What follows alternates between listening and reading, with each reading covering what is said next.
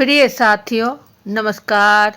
मैं संजू कुमारी सरोज आप सभी का सरोज संपदा चैनल पर सहृदय स्वागत करती हूँ। UGC net 2025 paper 1 most choice question part 1 research aptitude का मेथोडोलॉजी का प्रैक्टिस फटाफट के अंतर्गत सेशन साझा करेंगे। सेशन पर नए हैं तो इसे सपोर्ट, लाइक, कमेंट, शेयर करें, जिससे एक दूसरे का हौसला अफजाई हो सके और आत्मविश्वास के साथ सेशन साझा करते रहें। ज़्यादा विलंब न करते हुए प्रश्न की ओर चला जाए। प्रश्न हमारा है 1 नंबर पे, शोध समस्या की पहचान में इनमें से कौन अधिक सहायक नहीं होता? ए, संबद्ध साहित्य को देखना। बी, शोधार्थी का अपना अनुभव। सी, होने वाले पर्यवेक्षक के साथ चर्चा परिचर्चा। डी, प्रसिद्ध बुद्धिजीवियों के साथ चर्चा परिचर्चा। इंग्लिश है, which does not help much in the identification of the research problem. A, review of related literature. B, researcher's own experience. C, discussion with the would be supervisor. D, discussion with the eminent academicians. सही चयन करना है। ABCD में क्या हो जाएगा? सहायक नहीं है। प्रश्न को भी ध्यानपूर्वक देखना है कि पूछा क्या जा रहा है। कौन सी समस्या की पहचान में हमें सहायक नहीं है? तो रिव्यू ऑफ रिलेटेड लिटरेचर ये होता ही है ताकि हम पिछले का समझ सकें, जिसे हम RRL भी कहते हैं, और जो पहले से शोधार्थी शोध कर चुके हैं उसका अनुकरण किया जाता है। उसी के आधार पर अगला स्टेप लिया जाता है। शोधार्थी का अपना अनुभव यही तो है कि उसके बाद वाला क्या हम स्टेप बढ़ाएं। अपना एक्सपीरियंस, ओन एक्सपीरियंस यहाँ हो रहा है। होने वाले पर्यवेक्षक के साथ चर्चा परिचर्चा, यहाँ जो हमारा सुपरवाइजर है उससे डिस्कशन भी किया जाता है। तो हमारा ए सही है, बी सही है, सी सही है, लेकिन प्रसिद्ध बुद्धिजीवियों के साथ चर्चा परिचर्चा, यहाँ जो है एमिनेंट एकेडमिशियंस, उनके पास उस टॉपिक से रिलेटेड चर्चा परिचर्चा की जा सकती है, लेकिन यहाँ उसकी पहचान में यह सहायक नहीं है। हमें खोजना भी यही है कि कौन सा नहीं है। तो ऑप्शन क्या हो जाएगा? डी हो जाएगा। सही आंसर का मिलान है।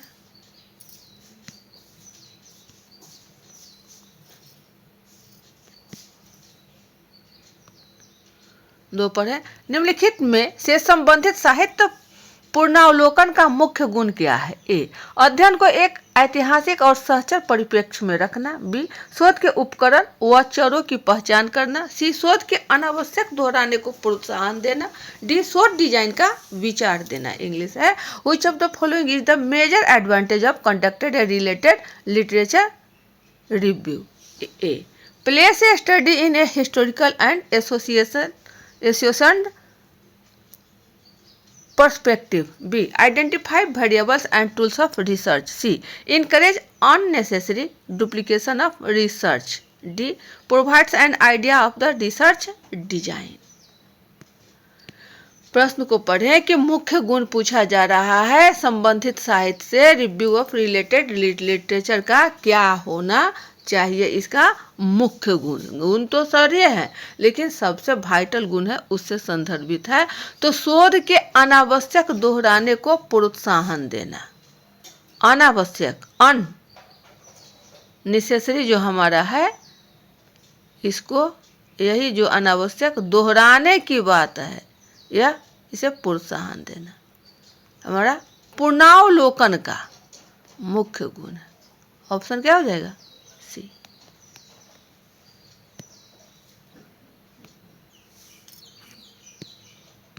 सही आंसर का मिलान है encourage unnecessary duplication of research. Next है 3 पर, संबंधित साहित्य अनुसंधान समस्या की पहचान करने में सहायता करता है।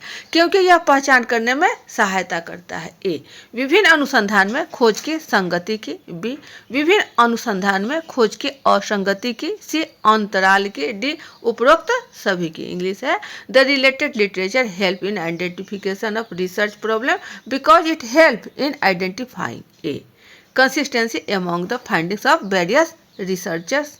B. Inconsistencies among the findings of various research. C. Gaps. D. All of the above. सही क्या होगा इसमें हमारा तीसरा का? संबंधित साहित्य अनुसंधान, जो हमारा रिलेटेड लिटरेचर है उसका रिव्यू करने के लिए समस्या की पहचान करने में सहायता करता है, क्योंकि यह पहचान करने में सहायता करता है। यह सहायता करता है क्योंकि यह पहचान करने में सहायता करता है। क्या सहायता करता है? तो विभिन्न अनुसंधान में खोज की संगति की, सही है। विभिन्न अनुसंधान में खोज की असंगति की, इसमें संगत क्या है, असंगत क्या है, और इसके बीच अंतराल क्या रहा है, इसका गैप क्या रहा है, इस चीज को भी हमें देखना होता है। तो हमारा सी भी कहीं ना कहीं सही है, ए बी सी तीनों सही है, तो ऑप्शन क्या हो जाएगा? डी, उपरोक्त सभी की। सही आंसर का मिलान है all of the above. Next है 4 पर, इनमें से कौन सा चरण शोध समस्या के विश्लेषण से संबंधित नहीं है? ए. समस्या का पता लगाना या उसकी पहचानना। बी. समस्या से संबद्ध तथ्यों का संकलन, उनकी प्रासंगिकता की जांच और घटना। सी. समस्या के लिए विभिन्न स्पष्टीकरण सुझाना और उनमें से परीक्षण सबसे महत्वपूर्ण का चयन करना। डी. परिकल्पना में समाविष्टों को संक्रियात्मक रूप से परिभाषित करना। इंग्लिश है which is not a step in the analysis of a research problem. A. Findings or identifying a problem. B. Accumulating, checking the relevance and selecting the facts that be related to the problem. C. Proposing various explanations of the problem and selecting the most important ones which must be tested. D. Defining operationally the various that may be involved in the hypothesis. प्रश्न को देखेंगे और समझेंगे कि पूछा जा रहा है कौन हमारा संबंधित नहीं है। नहीं पर फोकस करना है, नॉट ए स्टेप, कौन सा जो है हमारा नहीं है। तो समस्या का पता लगाना या उसकी पहचानना, तो यह समस्या का विश्लेषण नहीं है। समस्या को तो हमारा एक टॉपिक है, वो हमारा पहले से ही ज्ञात होगा और उन्हीं टॉपिक पर हमें रिसर्च करना होता है। तो समस्या का पता लगाना और उसकी पहचानना समस्या नहीं, हमें उसके तथ्य को, उसके परीक्षण को, उसके स्पष्टीकरण को, इन सब बातों को ध्यानपूर्वक करना होता है शोध चरण में। ये चरण है पहचानना। कौन सा चरण? शोध समस्या के विश्लेषण। प्रश्न को भी देखेंगे तो ऑप्शन क्या हो जाएगा? ए, समस्या का पता लगाना, फाइंडिंग्स और आइडेंटिफाइंग ए प्रॉब्लम। सही आंसर का मिलान है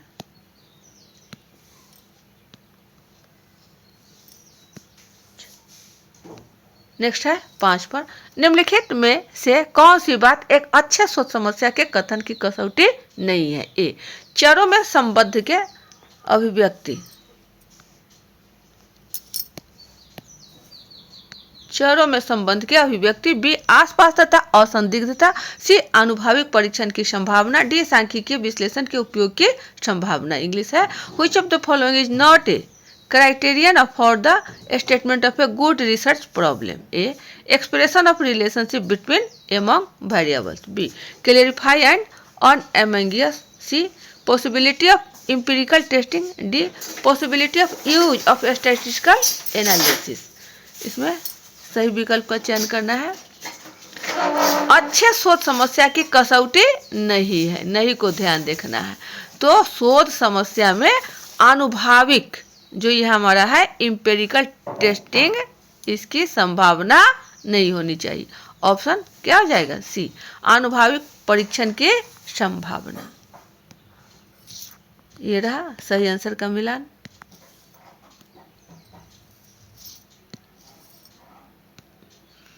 छह पर है which of the following is the definitive characteristics of qualitative research.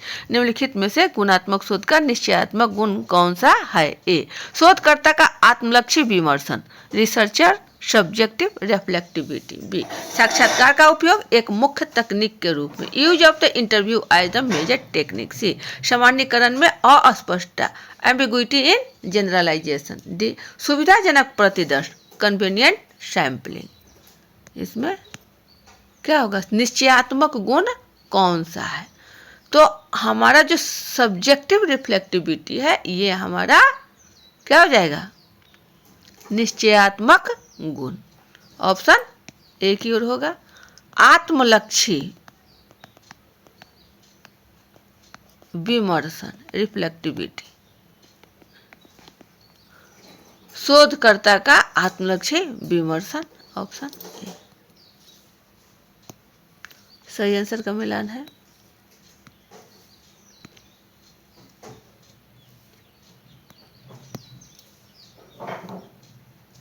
7 पर है, which of the following is an example of A qualitative research. निम्नलिखित में से कौन सा गुणात्मक शोध का उदाहरण है? ए, वर्णनात्मक सर्वेक्षण, डिस्क्रिप्टिव सर्वे। बी है प्रयोगात्मक अध्ययन, एक्सपेरिमेंटल स्टडी। सी, कार्योत्तर अध्ययन, x post facto study. D, व्यष्टि अध्ययन, केस स्टडी। इसमें हमारा क्या हो जाए? गुणात्मक शोध का उदाहरण यहाँ पूछा जा रहा है। तो गुण जिसमें हो, जिसमें मात्रा नहीं हो, नापतोला न जा सके, तो ये हमारा क्या आ जाएगा? यहाँ यूनिट वाइज, जिसमें इकाई संदर्भित हो और उसके गहन अध्ययन की विशेषता हो। चूंकि वर्णनात्मक ये आपका होगा नहीं, प्रयोग में नापा तोला जाता है और कार्योत्तर के एक्सपोस्ट नहीं होगा, तो क्या हो जाएगा हमारा? व्यष्टि अध्ययन, केस स्टडी। इसमें यूनिट से होता है, इकाई किया जाता है, गहन अध्ययन का विश्लेषण किया जाता है। ऑप्शन हमारा डी की ओर होगा।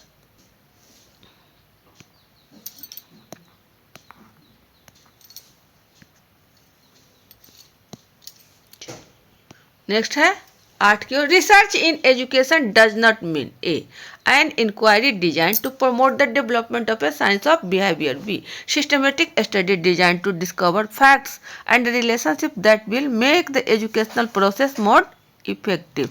C, activities designed to provide the educator with more effective means of achieving what educational goals. D, discovery of relationship that exist among educational phenomena. English Hindi है, शिक्षा में सोच से यह अभिप्राय नहीं है। ए, व्यवहार के विज्ञान के विकास को बढ़ाने के लिए खोज करना। बी, व्यवस्थित अध्ययन जो कि तथ्य व संबंधों की खोज के लिए बनाया जाता है, जो शैक्षिक प्रक्रिया को ज्यादा प्रभावशाली बनाएगा। सी, क्रियाओं को तैयार करना जो कि विद्यार्थी को व्यापक शैक्षिक उद्देश्यों को प्राप्त करने के प्रभावशाली साधन प्रदान करती है।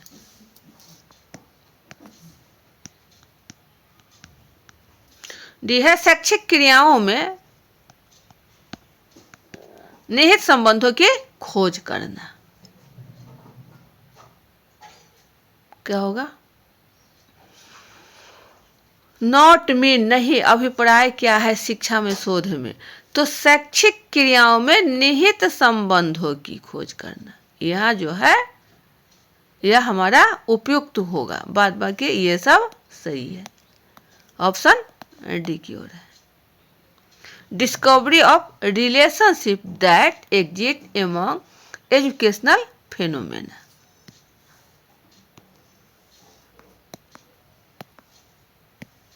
सही आंसर का मिलान है।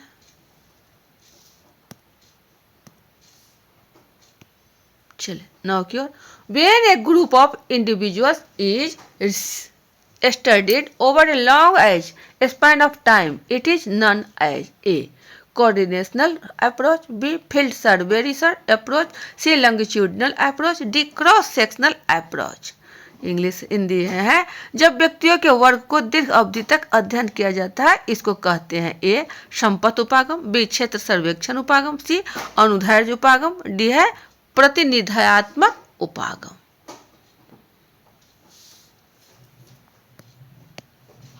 जहां यहाँ दिया हुआ है सीधा सा है कि long as span of time, दीर्घ अवधि तक, तो कहीं ना कहीं हमारा ये क्या हो जाएगा? Longitudinal approach.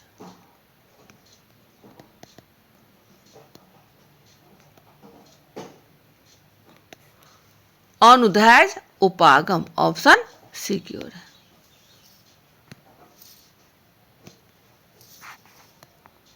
सही आंसर का मिलान है।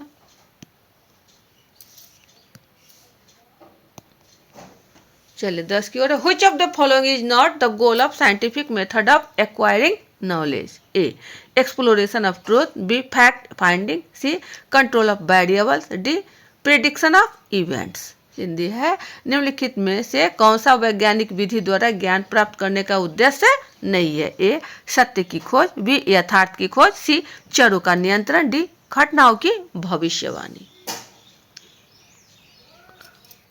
क्या होगा सही हमारा? प्रश्न को भी देखेंगे कि उद्देश्य नहीं है, नहीं को पूछा जाता है। तो वैज्ञानिक विधि से जो भी हम ज्ञान की प्राप्ति करेंगे तो उसमें सत्य की खोज होगा, यथार्थ की खोज होगा और चरों पर नियंत्रण भी होगा, प्रिडिक्शन ऑफ इवेंट्स।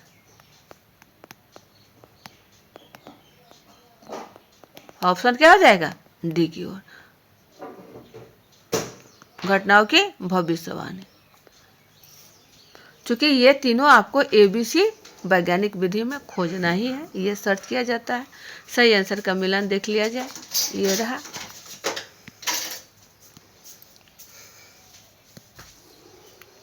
नेक्स्ट है 11 की ओर। The scientific method of educational research implies A. Inductive reasoning, B. Deductive reasoning, C. Both deductive and inductive reasoning, D. Neither of these. शैक्षिक शोध की वैज्ञानिक विधि है ए. आगमनात्मक तर्क, बी. निगमनात्मक तर्क, सी. दोनों आगमनात्मक व निगमनात्मक, और डी है दोनों में से कोई नहीं। तो कोई ना कोई विधि तो होगी ही होगी, ऐसा तो नहीं है कि ना आगमनात्मक है न निगमनात्मक है। तो सही क्या होगा? ए और बी से या सी से या डी से क्या होगा हमारा?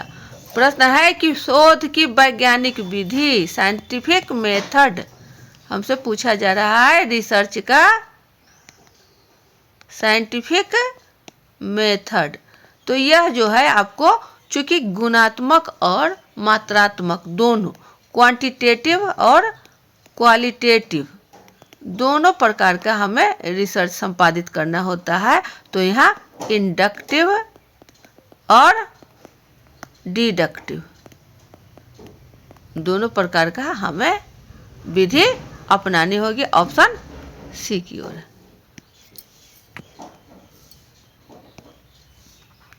सही आंसर का मिलान है।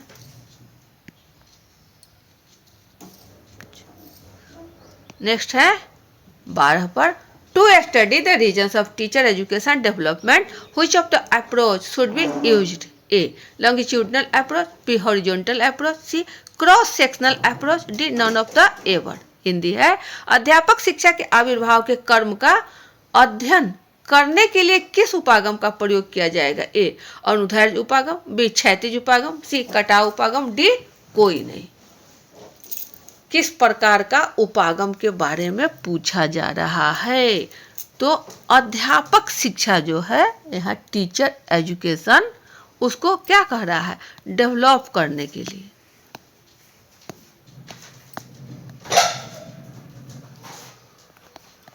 और कौन सा यहाँ हमें अप्रोच लगाना है? प्रश्न हमारा यही है, सीधा सा है।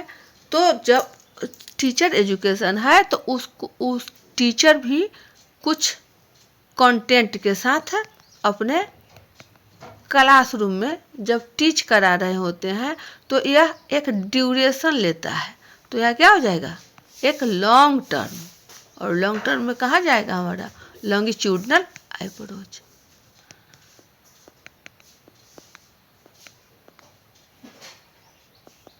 ऑप्शन ए की ओर होगा, अनुदैर्ध्य उपागम।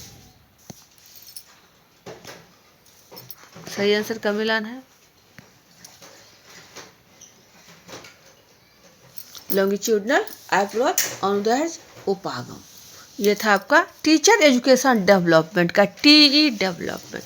टीचर एजुकेशन को टीई भी बोला जाता है। तो ये थे हैं आपके कुछ महत्वपूर्ण मेथोडोलॉजी का क्वेश्चन आंसर जो परीक्षा में पूछे जाने की पूरी संभावना है।